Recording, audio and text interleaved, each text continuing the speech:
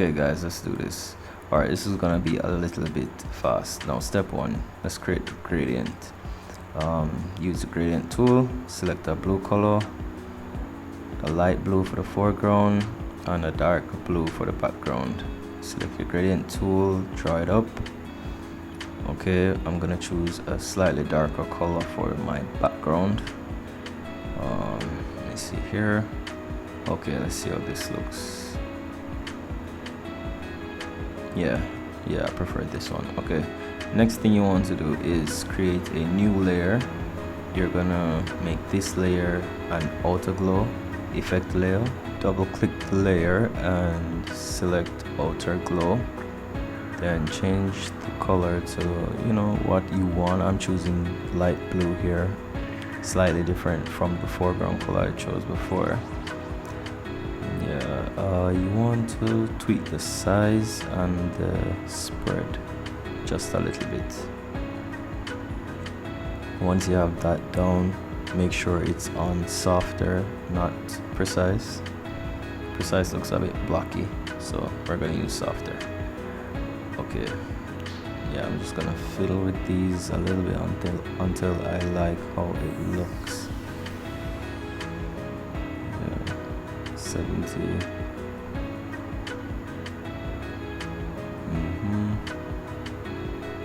Maybe I should change this to contour. Okay, yeah, I think I'll work with this and change the color a little bit. You don't want to use the exact color as the foreground. Alright, now that we have our color, you want to rename this to flame. Choose white as your, okay, you don't have to choose white, but choose a really bright color for the brush color that we're gonna draw the blast with.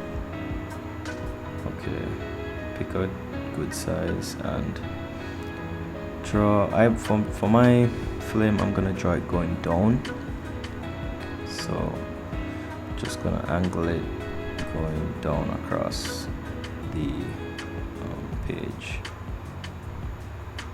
Make it nice and bright. Put a large flame in the front as it trails off. You know, like those blasts you see in anime. Yeah, this is good. Okay, next thing you want to do is just create like little effects, like pieces of flame flying off, I guess. I'm gonna show you how to do that. And this is the part where you can be really creative if you want. This is your blast, so I'm gonna use the erase tool and break it up a little, and just to show, like, when you do this, it's gonna look cooler. So that's what I do. It's gonna look like pieces of the flame are like breaking off from the speed of the blast. And so I'm just gonna draw a little piece around it to give it that effect. Some sparks. Yeah, firing off a blast, you're gonna get some sparks around it. Make sure you break those up too. Let's put some over here. I think I'll break this a little more. Yeah, draw a spark here. And as I said, just like do what you feel looks good right here in terms of the little shards of the blast.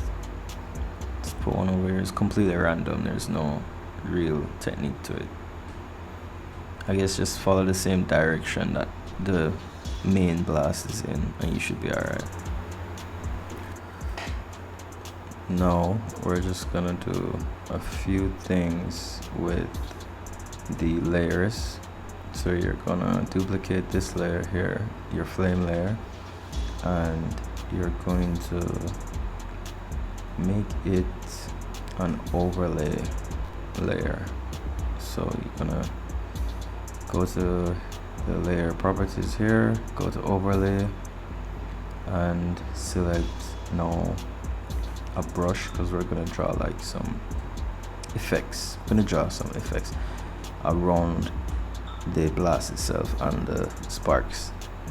So select your brush tool.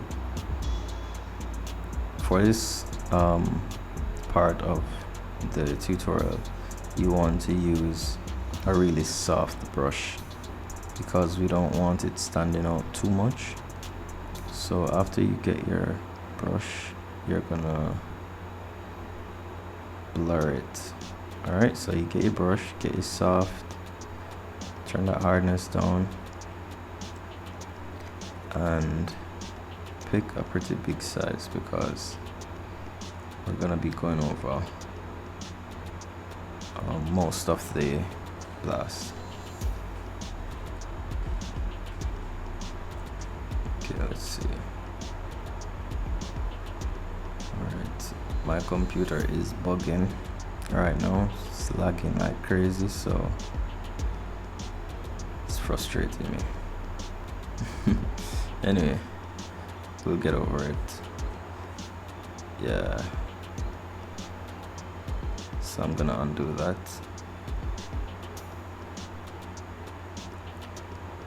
Yeah, smaller brushes, less lag, I guess. Alright, so like I said, just go over each individual spark. I'm gonna make this a little easier, so I'm going to deactivate the glow effect of this layer since it's the duplicate anyway. I'm gonna turn off the glow, it's a bit too much for me. Alright, now things should be a bit easier. Yeah, so like I said, choose a color. I chose blue again, and make sure you use one of the softer brushes that you have to do this, and I'm gonna show you why.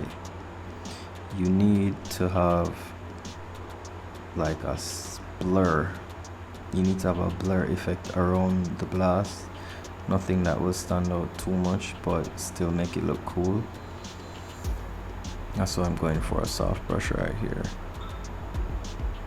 Yeah, so click soft round brush and go over each spark of the flame right here. Let's go over the top. Yeah, like I said, any color, you can use any color right here. Since it's an overlay layer, it's gonna be affected by the colors that are already there. Alright, so I want to blur these parts. Now picking the blur tool is gonna be a bit difficult because, well, because my computer is laggy, but other than that, like, it's time consuming. So what I'm gonna do instead is I'm gonna go just apply a general blur to these blue parts.